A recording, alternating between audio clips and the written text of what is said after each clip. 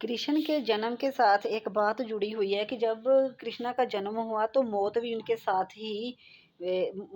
साथ ही पैदा हो गई। लाइक वो सबके साथ ही होता है।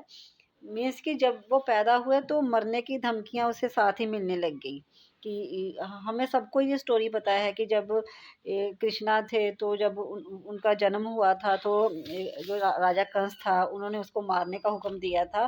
तो ऐसे कृष्ण बचते बचाते अपने आप को उन्होंने बचा लिया।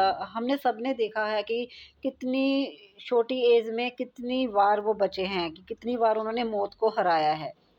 ये हमारे सबके साथ है। मौत की बस एक ही कंडीशन है, वो है जन्म।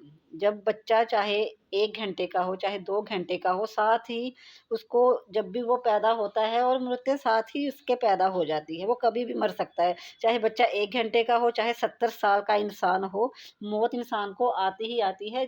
जो भी कृष्ण की सारी स्टोरी है शुरू से लेके अंत तक, वो हमारे जीवन पर ही निर्भर करती है। जो कृष्ण जिए हैं वो हमारी लाइफ ही ऐसी है। उन्होंने बताया कि हमारी ज़िंदगी ऐसी है।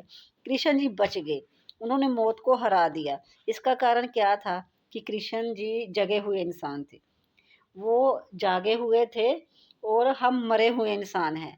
हमें पता ही नहीं है ज़िंदगी का। कृष्ण को पहले ही पता था ज़िंदगी का और उन्होंने मौत को उसी टाइम हरा दिया। हमारे में और कृष्ण जी में बस यही फ़र्क था कि वो जागे हुए थे, वो वहाँ तक पहुँच गए थे। हम जागे हुए नहीं हैं। हमारे सामने इतनी मौतें गुज़रती है, हमें पता ही नहीं चलता। हमें लगता है कि हमने मरना ही नहीं है। बस यही एक प्रतीक है कृष्ण की वो स्टोरी का, वो सच में है, नहीं है, लेकिन हम तो मानते हैं कि है। कृष्ण की जब से वो पैदा हुए हैं और अंत तक हमें हमारी ज़िंदगी के बारे में ही बताया है कि हमें ज़िंदगी कैसे जीनी है। बस हमारी भी यही ज़िंदगी है। अगर हम जाग गए हैं ना, तो मौत भी हमें नहीं हरा सकती, चाहे कहीं से भी आए।